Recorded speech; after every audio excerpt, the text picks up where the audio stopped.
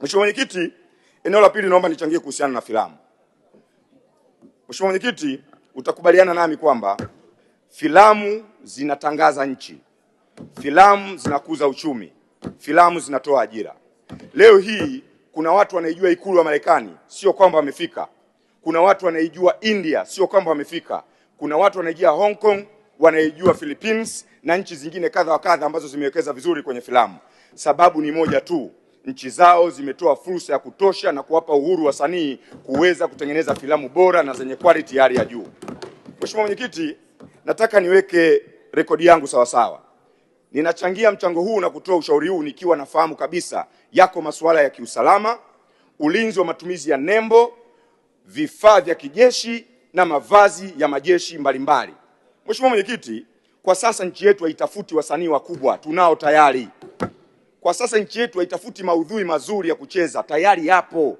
Watu kama kina Jacob Steven, Vincent Kigos, Clem Vevo na wengine wengi hawa kina Lamato wamefanya kazi kubwa ya kuisogeza filamu kutoka chini kuwa filamu ya kimataifa.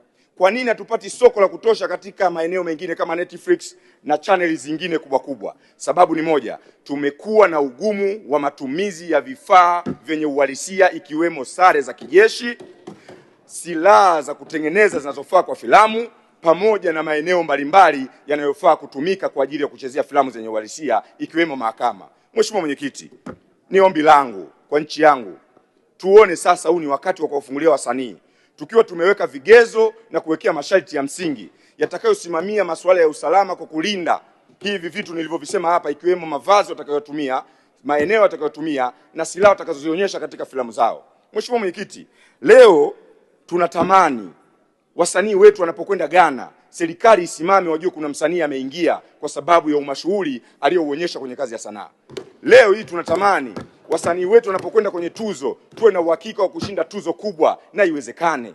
Leo tunatamani wasanii wetu wanapokwenda kwenye mashindano ya filamu, waingie kwenye kategori zinazotosha na tuweze kupeperusha bendera ya nchi yetu vizuri. Mheshimiwa Mwenyekiti, kwa unyenyekevu mkubwa sana, na mimi naweza kubeba dhamana ya wasanii hawa. Nimefuatilia kazi zao, nimeziona na nimetazama misingi waliojiwekea kwenye kujenga ukubwa wa filamu zetu. Kwa sasa inatosha kabisa kuwapa imani ya kutumia rasilimali za kijeshi, kutumia rasilimali za kiusalama, kutumia majengo ya serikali na kutengeneza movie za uhalisia. Mheshimiwa Mwenyekiti, nataka nikupe tu mfano mmoja. Mheshimiwa Rais wakati anazindua bunge letu na anatutubia hapa, aliweka wazi kwenye hotuba yake kwamba anakwenda kufungua studio itakayosaidia uzalishaji wa filamu bora. Studio hizi Mheshimiwa Mwenyekiti, ndimo zinakozaliwa haya mambo yote ninayoyasema hapa.